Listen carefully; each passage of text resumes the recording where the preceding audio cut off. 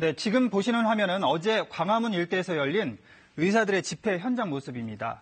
이 주최 측 추산 12,000여 명의 의사들이 모여서 최근에 의사 3명을 법정 구속한 것에 대해서 항의를 했습니다. 자, 이유는 이렇습니다. 2013년에 4차례나 복부 통증을 호소해서 병원을 찾은 8살 어린이 환자가 있었습니다. 이 나중에 알고 보니 희귀질환인 횡격막 탈장 때문이었는데요. 이걸 의사가 제대로 진단을 하지 못하고 변비로 오진을 내리는 바람에 이 어린이 환자가 사망을 하게 됐습니다. 이 법원은 여기에 연루된 의사 3명을 법정 구속했는데요.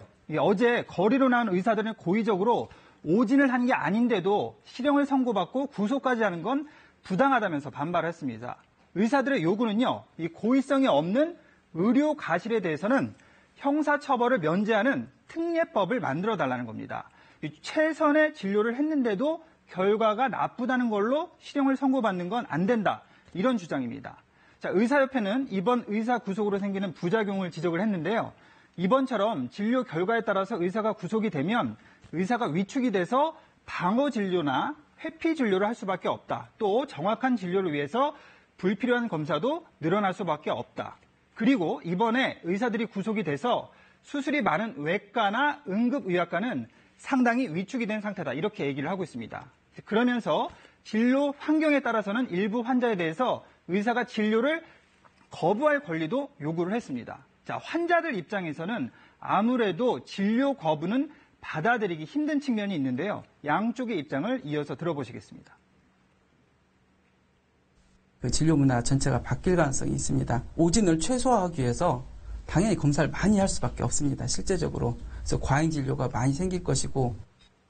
진료조차 거부할 수 있는 거부권을 갖겠다는 거. 형사 면책을 받겠다. 그걸 아예 명문화하겠다.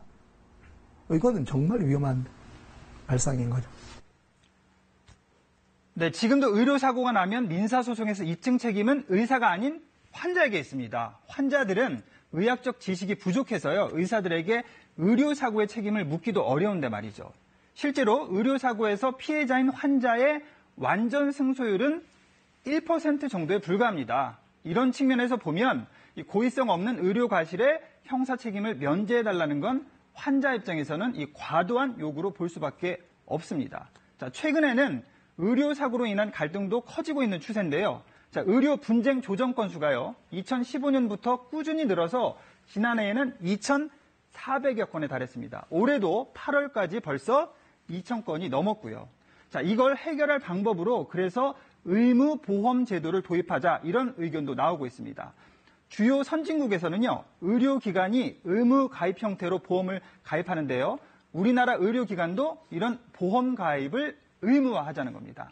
그러면 완벽하진 않더라도 의료사고에 대한 안전장치 역할을 할 수 있을 것이라는 얘기입니다.